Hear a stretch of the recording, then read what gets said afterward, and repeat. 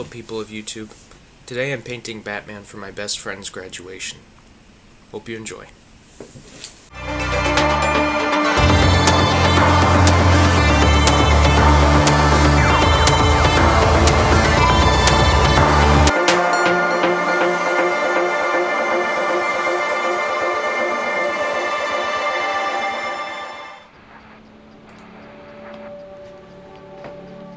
So we're starting off with the sketching stage here, just blocking in the shapes, trying to get the composition right. Now I'm applying a water wash, trying to keep all the goat hairs, all the hairs out of the piece. That was the most frustrating part with the brush, is how once a hair follicle gets in there, it's very hard to get it out. When I apply the ink wash, I do try to work from light to dark. Like most people, I think with Copics and watercolor, that's just the easiest way to work. I know some people, however, are able to work from the darkest to the lightest, but I just find that it kind of turns out muddy looking in the end. Mounting the 22 by 28 poster on my wall was a bit of a challenge, because when you're working with paint, you don't want to get paint all over your wall, generally speaking.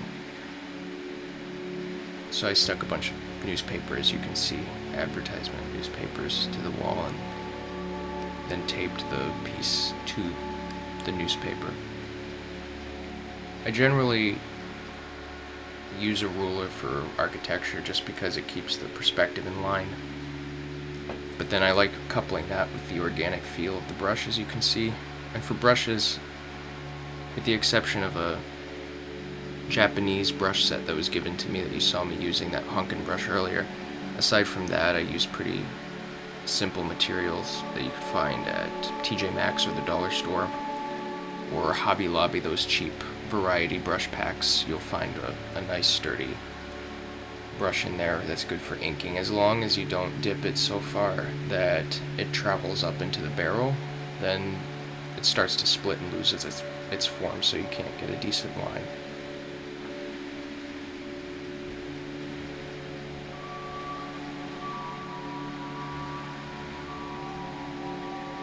You can tell I messed up with the perspective. I was trying to keep it dynamic, but ended up going a little too far with that curve, but managed to cover it up later with the hazy smoke effect.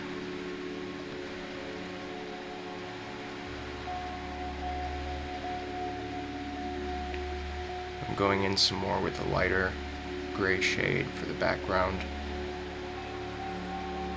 trying to create some atmosphere.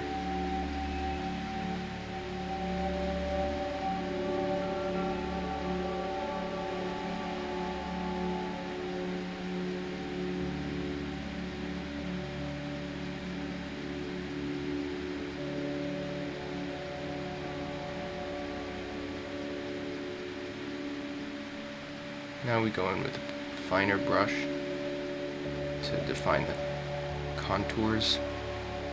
Again, my idea when working with a brush is that the areas that are closer to the light are thinner. Those lines are thinner, and then the areas that are further away from the light are going to be heavier and thicker. Some people, though, that's not a rule. However, that's just what I find easiest to guide my line weight. But I know so many wonderful artists that don't do that. They just like the expressiveness in the line, and whatever thickness happens in any given area is what happens.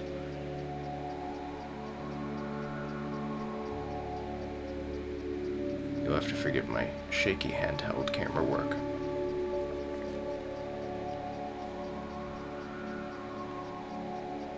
Whenever the brush goes dry, that can make for nice gray, gritty areas.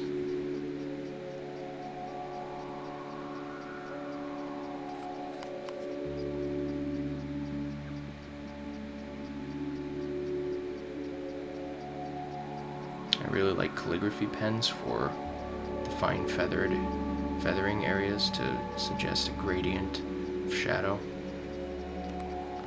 This is I think a Bic ballpoint pen. If I'm correct, I just got it from the dollar store, but gives a very nice solid line, much like a nib.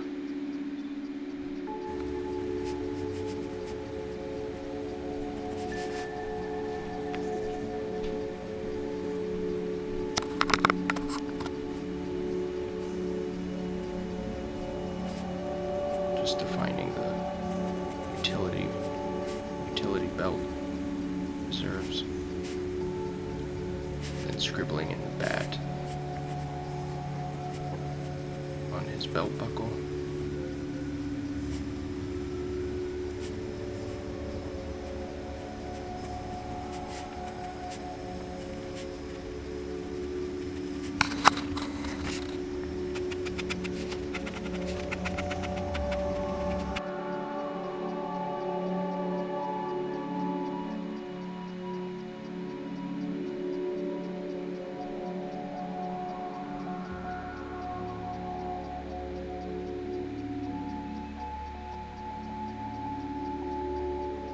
Now, defining that sky, I knew right from the beginning that I wanted the sky to feel oppressive, as Gotham usually would, because of all the smog and the pollution.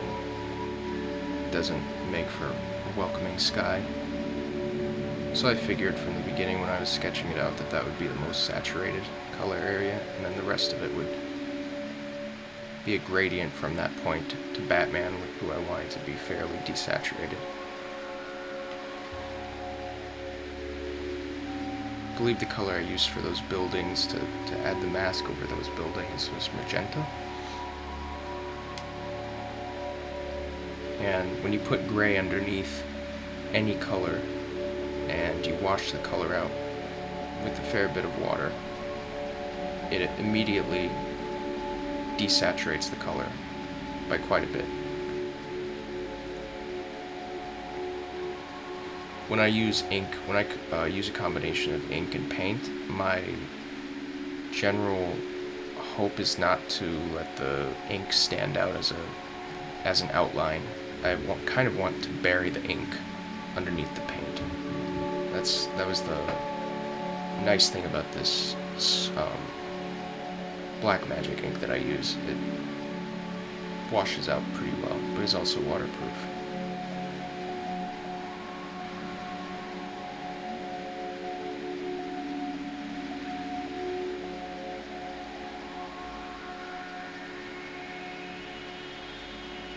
So now just laying down some colors, getting to work on that cape. Trying to make it look shiny and yet keeping the folds pretty well pronounced. With this Batman, I know it's been popularized for the idea of him to wear armor, but my love of the character is in his origins of the spandex look. And that's what my friend is gonna get. He's gonna get my version of it.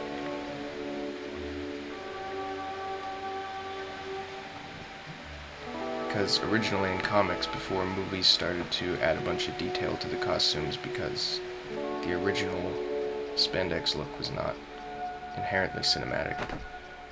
Before that period, there was this principle that all the superhero costumes, well, most of the superhero costumes, would basically work like the skin being spray painted or body paint. So very minimal wrinkles. The wrinkles are more like skin. They just work like skin folds and work the same way, basically. So it's just color painted on the body. Airtight, basically.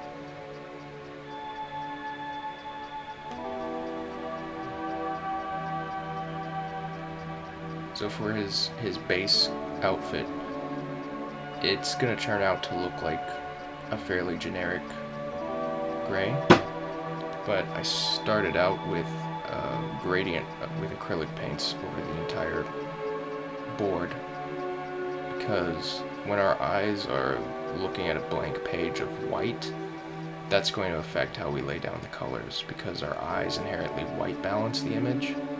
So if you lay down the generic gray from watered down ink or whatever's on your watercolor tray already, instead of mixing, it's going to look one way than it will relative to the space around it and those colors that you lay down.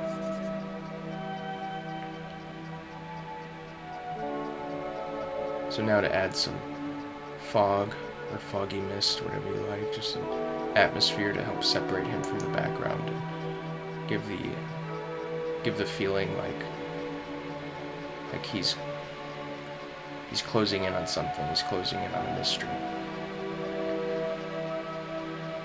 Again, I generally don't paint mainstream characters like this, but my best friend is really into Batman, and I wanted to give him something special for his graduation.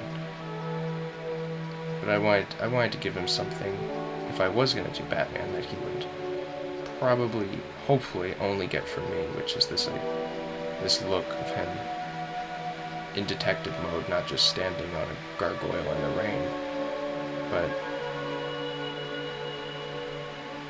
you know, probably just emerged from a fight or something, and is all scuffed up, and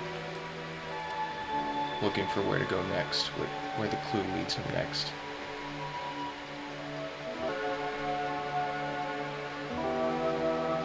As far as the chains, I just really love to draw chains. I don't know why. I just find them cool looking.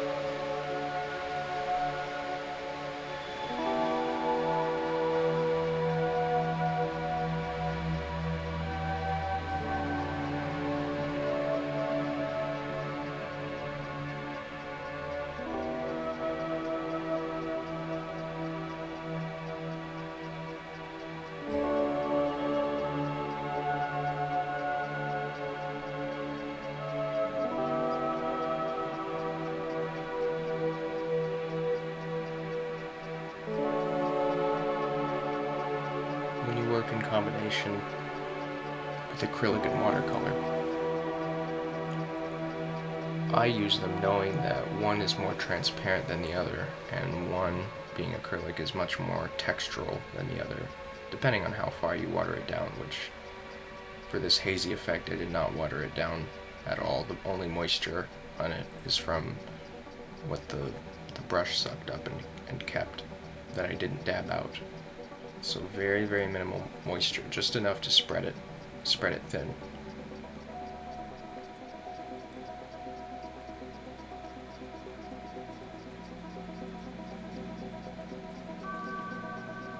And the razor fins on his calf are actually something that I added. I've never really seen a Batman with razor fins that he has on the back of his forearms ever on his boots, but I wanted to add that because it made sense to me that whenever he does a back kick or a roundhouse kick or something like that, it would do some extra damage.